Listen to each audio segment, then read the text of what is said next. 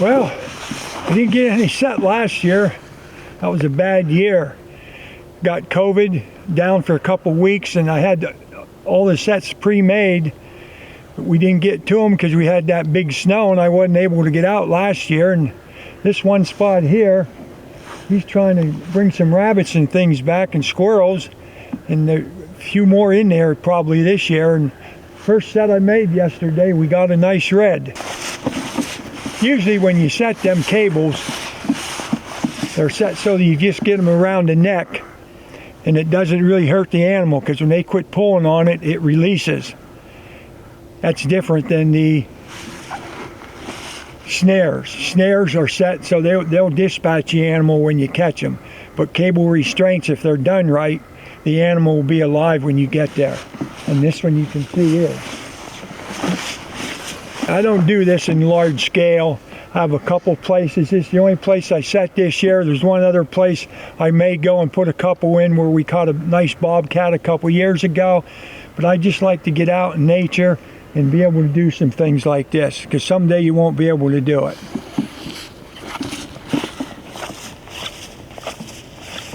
That reminds me of a story. I was probably in my 20s. We used to, on the Hazard Road out in the Pike by Haneyville, where Paul Asper used to have his storage snowmobile business. And I usually don't move around in deer season, but this was the first day of deer season. It was cold. It was about noon. I went for a walk up on the top of the mountain. I was on the top to begin with and went for a little walk, and I met an older gentleman. And he was probably about my age then. And I'll never forget, I get chills every time I say it. I'll never forget, he said, before we departed, he said, "Sonny, I want to tell you one thing. Enjoy this, because you're going to climb up here someday for the last time." And I try to apply that for everything in my life. I like to be with my grandkids, because you never know how many times you're going to get to do that. Go watch them in their sports, just everything. And I've always lived with that, and I probably told that story many, many times. And I really appreciate that fella saying that to me. In fact, I even got an award. I put something into Turkey News one time relating to that, and they picked that out as the winner. Let's go over here and see how pretty this one is.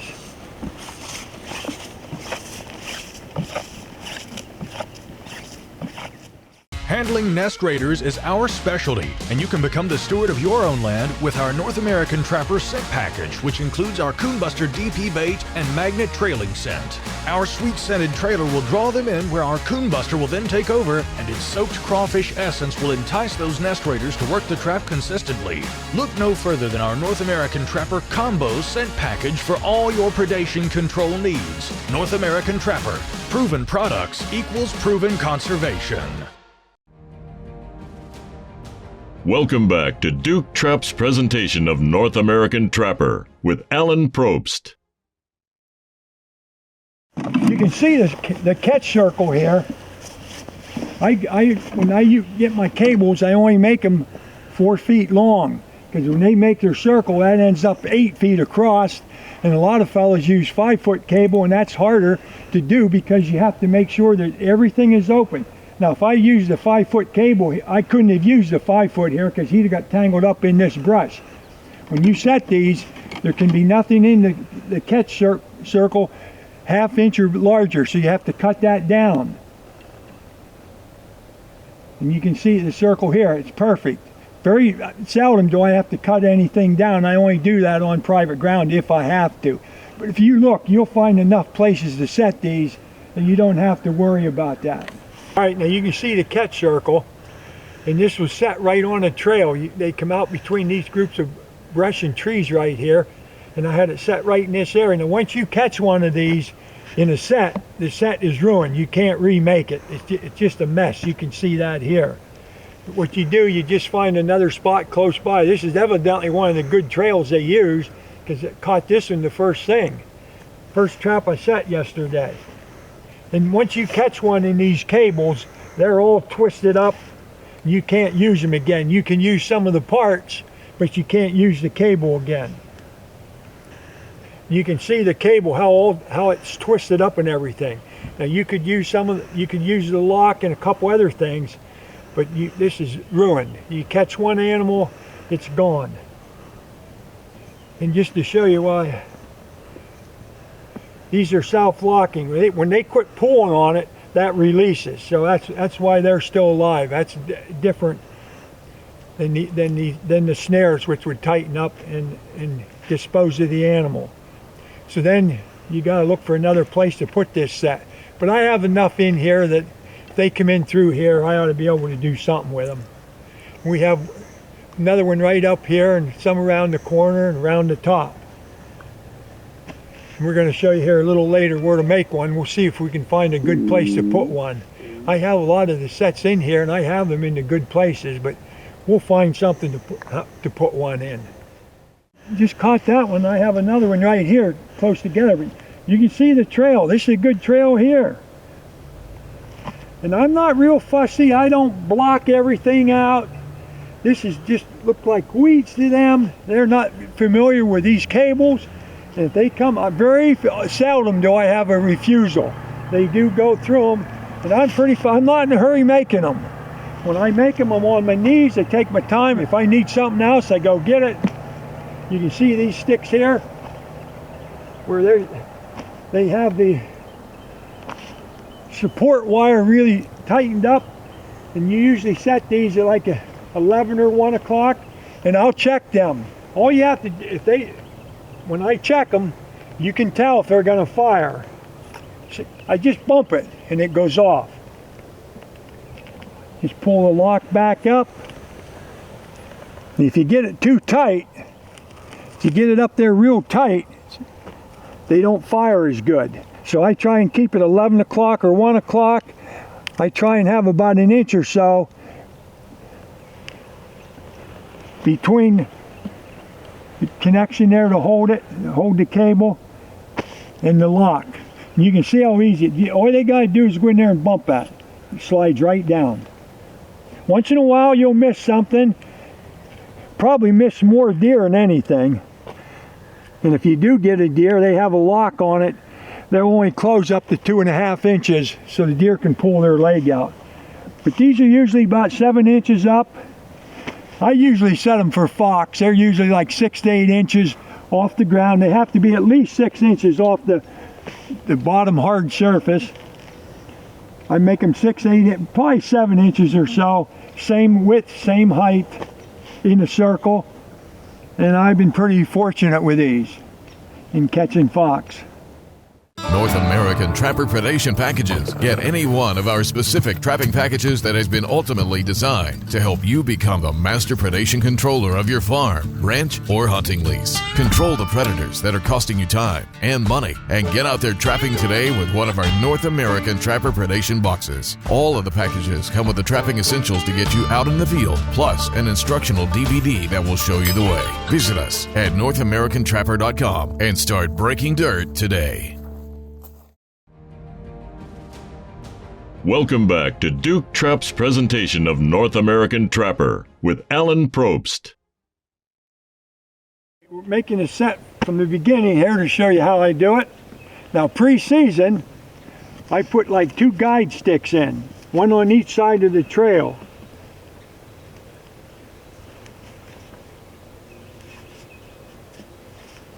And if they're using this trail, they get used to going through this.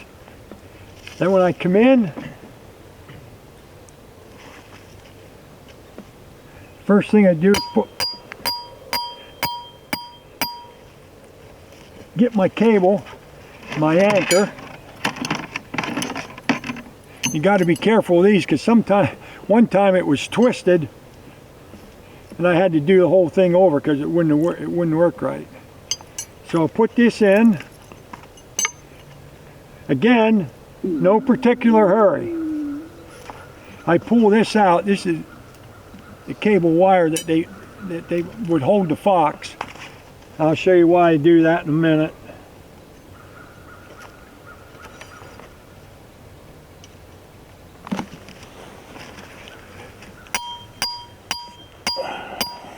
Then I'll pound this down to where the stake is hooked onto it.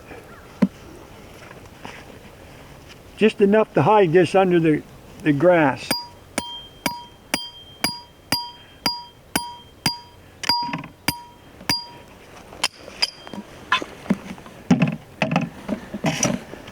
And if I need some more of this, I'll run this over here under weeds and stuff. They can't see that. And if I need more of that when I set this, I can just pull that out and make sure I have the right amount here. Now I need my support wire. And what I've been doing, these are just a little long. I found that out yesterday when I set. So I bend this again at the bottom. I did the ones this way. And this actually gives it more support because this goes down in the ground.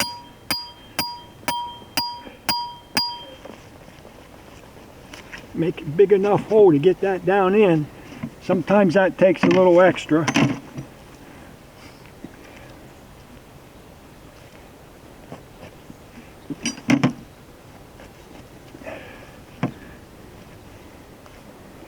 Pull this out as I need it. This is the extra. Here's the support collar. Now this one's going to be a little high yet.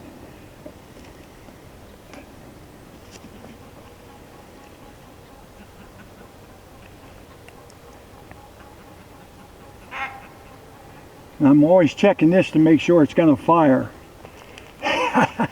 There we are.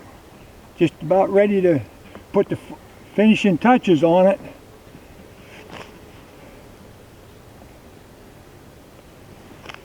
And I always check it. Now, you see, my support wire wobbles a little bit, but I don't worry about that because I get some sticks to put in. That'll be just as solid as anything when I get done. Some other guys might say, "Oh, you're wasting time." All I have is time. I'm here to have fun, help the homeowner out, get some of the predators out of here.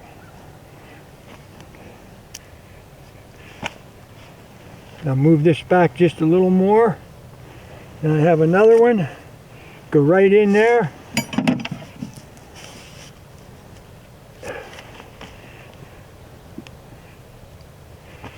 Then I check the support wire, nice and sturdy. Set it like 1 o'clock, check it. Then if it moves just a little harder, I'll tweak this here a little bit. But I like them, when they're bumped, I like them to fire right away. The old fox comes in here and boom, that's it. That's all there is to it. Now a lot of fellas say, "Oh, you took too long, you took too long." So what? I'm not out to make money.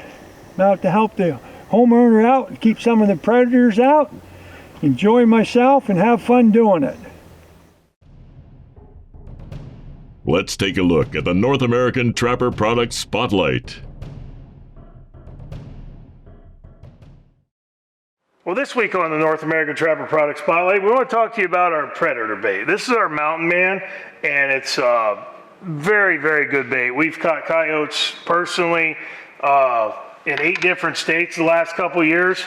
It's 25% ground Angus, 25% fresh prairie dog, 25% rendered prairie dog, and 25% ground poultry with gland and smoke and a bunch of different things in there. And it's just a really good non-offensive, very non-offensive food base.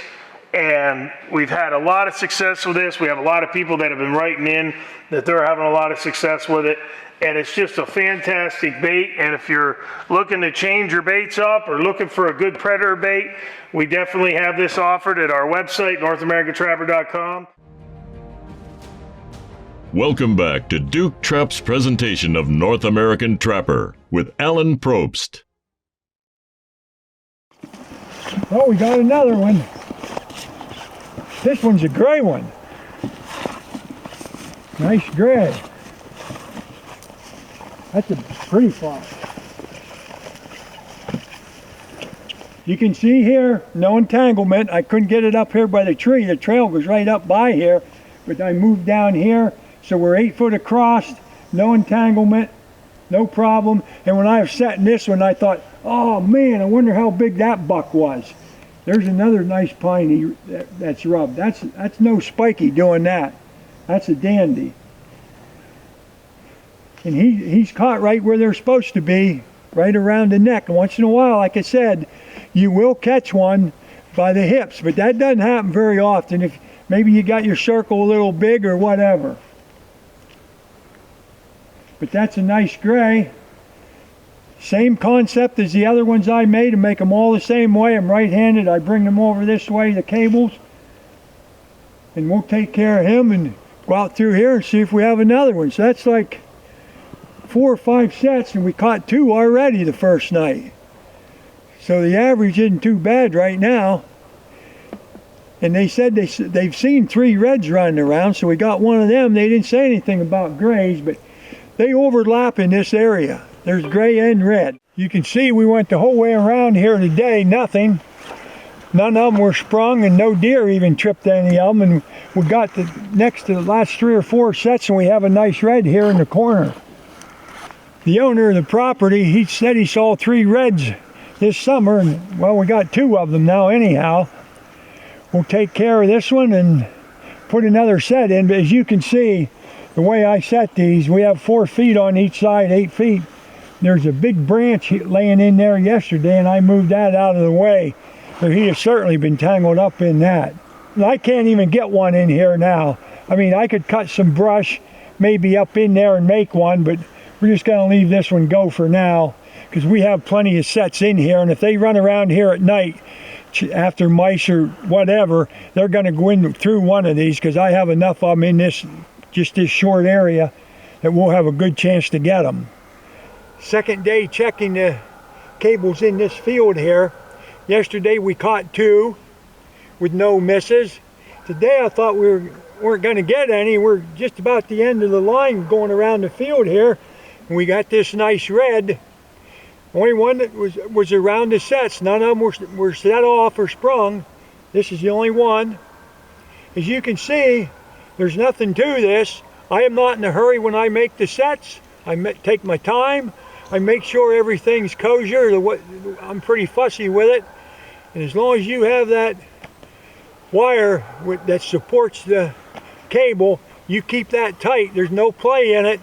When they bump that, that's going to go off, and you're not going to miss them. Now, you do miss one once in a while, because they may not hit it direct on. If they hit it sideways or something and bump it, it's going to go down. You're going to miss them, but they have no idea what it is. They think it's just another weed. And I spray them lightly to sort of match, but you can see them when you're looking at them. And the fox see them, they try to go through them. It's nothing to them, just like another weed. So this ends the second day. We got 3. They've seen 3 reds in here this summer, so there's probably 2 of them. And another successful day on the line. And to be successful, you don't have to have anything. You don't have to catch anything to take home. And that's whatever, same with deer hunting, fishing, whatever. You just go out to have a good time, camaraderie, go with a buddy, have your son or grandson come up and do some filming. We get together a few more times than we would have normally. But all in all, I'm pleased with it, and we'll leave these set for, I don't know how long. It's not far from the house, a few miles. And we'll just play around with them a little bit and see what we can do. He's even seen a bobcat in here this past summer. I'm not saying the bobcat will be in here when we have these set, but there's a good chance of it. So there you have the second day on the line. Well, that's the end of the show today. I definitely want to thank my dad for allowing me to trek after him again during the cable restraint season here in Pennsylvania. As you can see, he's very proficient at it, and it's something that anybody out there can do. If you have problems with coyotes or foxes on your land, if you follow the simple techniques that he used, where he, stake it in the ground, make sure you have that loop the correct size, and make sure it's on game trails, you're going to be successful as well. If you need any products, make sure you stop by NorthAmericanTrapper.com. We've got pretty much everything you need to get started in your own outdoor processes out in the field. As we always say, proven products equals proven conservation, and we'll see you next time on North American Trapper.